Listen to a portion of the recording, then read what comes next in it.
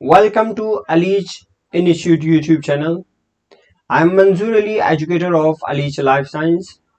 Dear student, आज हम जो कैंसर बायोलॉजी का जो रिमेनिंग पार्ट जो बचा हुआ है तो हम वो कंप्लीट करेंगे। जो आज पार्ट थर्ड जो लेक्चर होगा कैंसर बायोलॉजी के ऊपर, हमने कैंसर बायोलॉजी जो स्टार्ट किया है उसमें से जो पार्ट थर्ड वाले लेक्चर जो है हम आज स्टार्ट करेंगे कैंसर बायोलॉजी का। ठीक है, कैंसर बायोलॉजी जो है बहुत ही इम्पोर्टेंट है एग्जाम के पॉइंट ऑफ व्यू से। जो बहुत सारे नेशनल लेवल के एग्जाम जो है मैंने पहले से मेंशन किया हुआ है CSR, NET, JRF, GATE, DBT, ICMR, ICAR, इन सारे एग्जामिनेशन पॉइंट ऑफ व्यू से आपके लिए बहुत ही इम्पोर्टेंट है। कैंसर बायोलॉजी में से जो क्वेश्चन दो वाले में दो तीन पूछा जाता है या चार वाले में एक पूछा जाता है, मतलब वेरियस एग्जाम में। ठीक है, तो चलिए हम रिमेनिंग पार्ट स्टार्ट करेंगे, पार्ट थर्ड जो कैंसर बायोलॉजी में है। तो चलिए डियर स्टूडेंट स्टार्ट करते हैं। तो आज का जो हमारा टॉपिक जो है मॉलिक्यूलर जेनेटिक्स ऑफ कैंसर से हम स्टार्ट करेंगे। किससे? जो मॉलिक्यूलर जेनेटिक्स ऑफ कैंसर के बारे में। ठीक है, तो ये स्टार्ट करेंगे। ये है आज का हमारा टॉपिक का हेडिंग। हम मॉलिक्यूलर लेवल पे देखेंगे, जीन्स लेवल पे देखेंगे कि कैंसर, हमने पहले तो जो पहले वाले लेक्चर्स में हमने क्या पढ़ा था, हमने ये पढ़ा था कि कैंसर काज होता है म्यूटेशन के जरिए होता है, लेकिन हमने मॉलिक्यूलर लेवल पे नहीं पढ़ा था। आज हम मॉलिक्यूलर लेवल पे, जेनेटिक्स लेवल पे देखेंगे कि कौन सी जीन्स में म्यूटेशन होने की वजह से ये कैंसर काज होता है। आपको पता है कि म्यूटेशन क्या है? हमने प्रीवियस लेक्चर में डिस्कस किया था कि म्यूटेशन क्या है। म्यूटेशन वो है जो हमारे जीनोम्स के अंदर, डीएनए के अंदर फिजिकली, केमिकली, बायोलॉजिकली म्यूटेशन आ जाए, जिसकी वजह से, म्यूटेशन का मतलब ये है कि फिजिकली, केमिकली, बायोलॉजिकली हमारे डीएनए के अंदर जो न्यूक्लियोटाइड होता है, एडेनिन, ग्वानिन, थायमिन, साइटोसिन, उनके अंदर चेंजिंग आ जाना। ठीक है, इतना समझ आया? ये हमने प्रीवियस लेक्चर में हमने क्या किया था, डिस्कस किया था। आपने प्रीवियस लेक्चर देखा होगा तो आपको इजीली समझ आ जाएंगे। ठीक है, इसीलिए मैंने प्रीवियस लेक्चर में बेसिक लेवल पे बहुत ही ज्यादा फोकस किया था, ताकि आपको ये लेक्चर जो है इजीली समझ आ जाए। क्योंकि ये जो है, जब आपको प्रीवियस आपकी बेसिक क्लियर होगा तब जाके ये आपको इजीली समझ आ जाएंगे। ठीक है डियर स्टूडेंट्स। और डियर स्टूडेंट्स, अगर आपको ये अलीश लाइफ साइंस का जो एफर्ट जो आपको फ्री में प्रोवाइड कर रहा है, जो एफर्ट उठा रहा है, आपको अगर ये लेक्चर्स अगर समझ आ रहा है तो dear students please like, share and subscribe. ठीक है, और बेल आइकन को जरूर दबाना भूलना नहीं। तो चलिए हम स्टार्ट करते हैं कि मॉलिक्यूलर लेवल पे जो कैंसर होता है वो किस तरह होता है।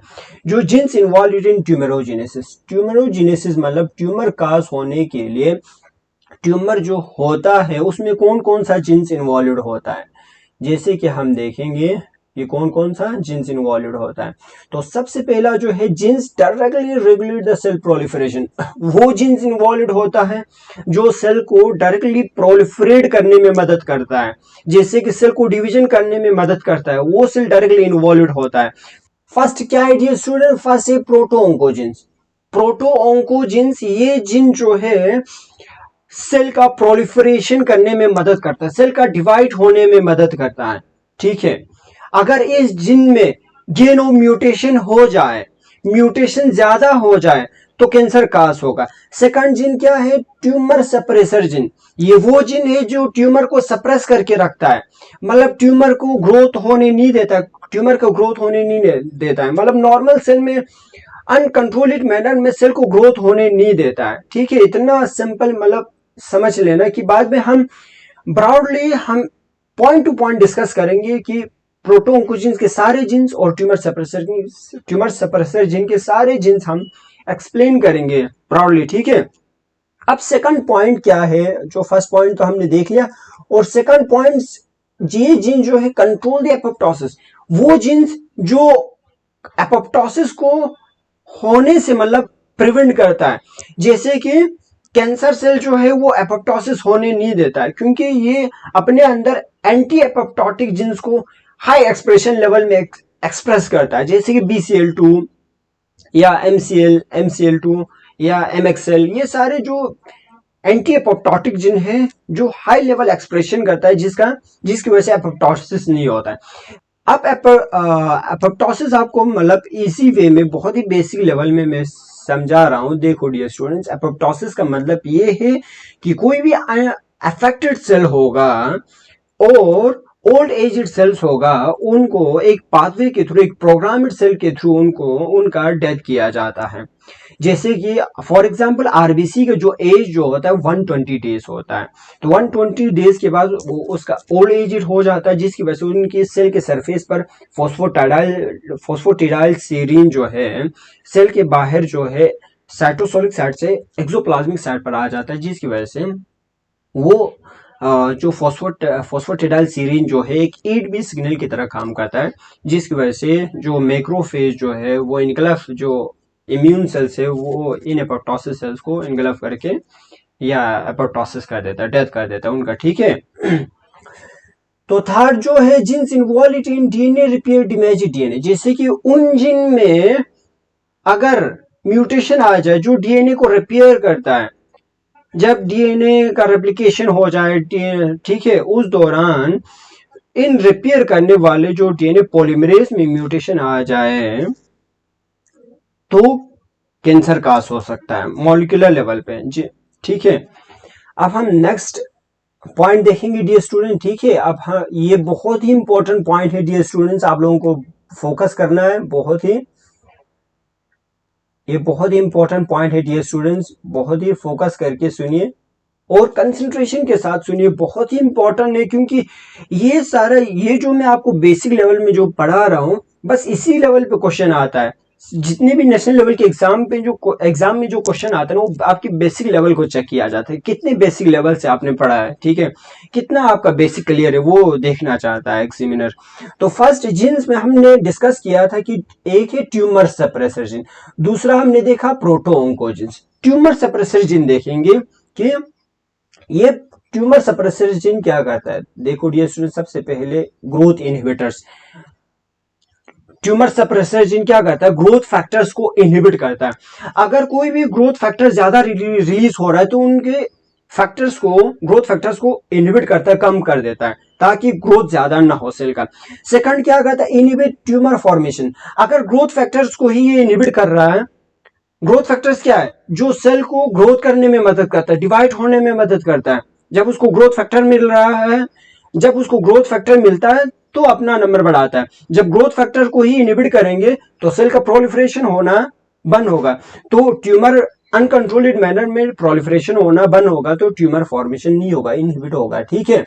अब ट्यूमर सप्रेसर जिन में अगर कैंसर अगर लाना है या नेचुरल या फिजिकली या केमिकली बायोलॉजिकली होना है तो लॉज ऑफ फंक्शन होना चाहिए।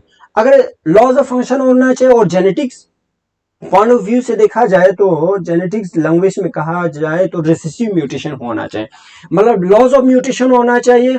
जो 2 कॉपी होता है, हर एक जीन का 2 कॉपी होता है, उनमें से जिस जीन में भी जो 2 जीन्स में म्यूटेशन होना पड़ता है, ठीक है, ट्यूमर सप्रेसर जीन में दोनों में लॉस ऑफ फंक्शन होना चाहिए। लॉस ऑफ फंक्शन मतलब उसके फंक्शन जो है लॉस होना चाहिए। गेन ऑफ फंक्शन होगा तो ट्यूमर सप्रेसर जीन में कैंसर काज नहीं हो सकता है, सिर्फ लॉस ऑफ म्यूटेशन। ये पॉइंट याद रखना, ये पॉइंट बहुत ही इंपॉर्टेंट है। तो on the other hand proto oncogenes के बारे में देखेंगे।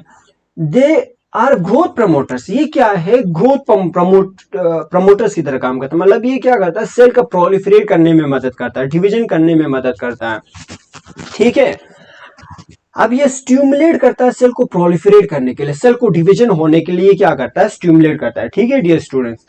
अब इस प्रोटो ऑन्कोजीन्स में अगर कैंसर होना है फिजिकली, केमिकली या बायोलॉजिकली, तो क्या होना चाहिए, गेन ऑफ फंक्शन होना चाहिए। गेन ऑफ फंक्शन जब होगा तब इस जीन में कैंसर काज होगा। ठीक है। तो अगर जेनेटिक लैंग्वेज में देखा जाए तो डोमिनेंट म्यूटेशन होना चाहिए, मतलब म्यूटेशन इस तरह का होना चाहिए जो इसका फंक्शन है वो ज्यादा हो जाए। अगर इसमें प्रोटो ऑन्कोजीन्स में लॉस ऑफ फंक्शन होगा तो कैंसर काज नहीं होगा। ये बहुत ही इंपॉर्टेंट पॉइंट है, दोनों में जो डिफरेंस करता है, मतलब डिफरेंशिएट करता है एक दूसरे को। तो ये पॉइंट ऑफ व्यू से मतलब डायरेक्ट क्वेश्चन पूछा जाता है आपको। ठीक है, ये याद रखना है। तो ये वाले जो पॉइंट है ये क्या है, ट्यूमर सप्रेसर जीन का है। ये अगर ट्यूमर सप्रेसर जीन में कैंसर कास होना है तो इनएक्टिवेशन ऑफ जीन्स, ये सारे जीन्स क्या होना चाहिए, इनएक्टिवेशन होना चाहिए, ठीक है। फिर उसके बाद अगर इस जीन में कैंसर लाना है, अगर होना है नेचुरली या फिजिकली या केमिकली, तो both copies of tumour suppressor gene में म्यूटेशन होना चाहिए, लॉस ऑफ फंक्शन होना चाहिए, ठीक है। लॉस ऑफ फंक्शन होगा तो कैंसर होगा, गेन ऑफ फंक्शन होगा तो नहीं होगा, ये पॉइंट याद रखना डायरेक्ट। और इसमें एक एक्सेप्शनल पॉइंट है डियर स्टूडेंट, एक्सेप्शनल पॉइंट ये है कि P53 एक एलोन जीन है जिसमें सिंगल पॉइंट हिट, अगर सिंगल हिट की वजह से मतलब सिंगल जीन में भी म्यूटेशन हो जाए तो कैंसर कास हो सकता है, ठीक है, कैंसर कास होगा। इस जीन में दोनों कॉपीज में म्यूटेशन होने की जरूरत नहीं होता, एक ही P53 में सिंगल जीन में भी म्यूटेशन आ जाए तो कैंसर कास होगा, ठीक है। और हमने P50 जो ट्यूमर सप्रेसर जीन के अंदर जितने भी जीन है उनमें दो कॉपीज में एटलीस्ट दोनों कॉपीज में म्यूटेशन होना चाहिए, तब जाके कैंसर कास हो सकता है। देखो नेचर ने भी मतलब कैंसर होता बहुत ही रेयरली होता है, और इसीलिए नेचर ने भी क्या रखा है, अगर म्यूटेशन कैंसर कास होने के लिए दोनों जीन्स को म्यूटेशन होना चाहिए तब जाके कैंसर कास होगा, ठीक है, इतना समझ आया। अब ऑन द अदर हैंड ये किस पॉइंट है, ये है डियर स्टूडेंट्स प्रोटोऑन्कोजीन्स। प्रोटोऑन्कोजीन्स में हाइपर एक्टिवेशन होना चाहिए प्रोटीन्स का, हाइपर प्रोटीन का फंक्शन जो है ज्यादा होना चाहिए, तब जाके कैंसर कास होगा। प्रोटोऑन्कोजीन जो है ऑन्कोजीन में कन्वर्ट होगा, ठीक है। ओवर एक्सप्रेशन होना चाहिए, मतलब लोअर एक्सप्रेशन नहीं होना चाहिए। जब ओवर एक्सप्रेशन होगा प्रोटोऑन्कोजीन में तब जाके कैंसर होगा। क्यों होगा, क्वेश्चन राइज होता है, क्यों ओवर एक्सप्रेशन होने की वजह से कैंसर कास होता है? क्योंकि प्रोटोऑन्कोजीन जो है ग्रोथ प्रमोटर है, सेल को प्रोलिफरेट करता है। अब पहले से ही सेल को प्रोलिफरेट कर रहा है, सेल को डिवाइड कर रहा है, अब उसको ऊपर से ही एक ऐसा म्यूटेशन हो रहा है जिसकी वजह से ओवर एक्सप्रेशन हो रहा है। अब वो पहले से डिवाइड कर रहा था, अब उसका फंक्शन ज्यादा हो रहा है, तो ये अपने सेल को ज्यादा डिवाइड करने लगेंगे, ठीक है, जिसकी वजह से कैंसर कास होगा। इतना समझ आया डियर स्टूडेंट?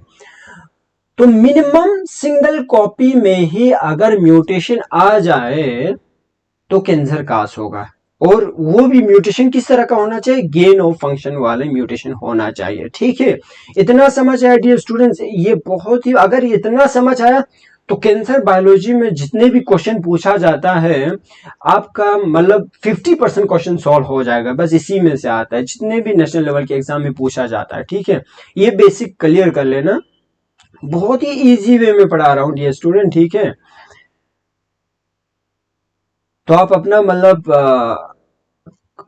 बहुत ही कंसंट्रेशन के साथ लेक्चर्स को सुनिए, ताकि आपको जो मैं 100% यहाँ से आपको मतलब एफर्ट उठा के पढ़ा रहा हूँ, तो आप अगर बहुत ही कंसंट्रेशन से, बहुत ही ईमानदारी से जब आप पढ़ोगे तो मैक्सिमम 70% आपको मतलब पहुंच जाएंगे। जब ईमानदारी से पढ़ोगे तो 100 to 100% एनर्जी तो ट्रांसफर होता ही नहीं। थर्मोडाइनमिक्स, जो फर्स्ट लॉ ऑफ थर्मोडाइनमिक्स भी कहता है कि पूरा जो एनर्जी जो है 100 to 100% ट्रांसफर नहीं होता है, ठीक है। 70% समझ आया, इतना भी बहुत है, ठीक है। फिर आप रिवीजन करोगे, आप खुद मेहनत करोगे तो 100% तक पहुंच ही जाएंगे, ठीक है।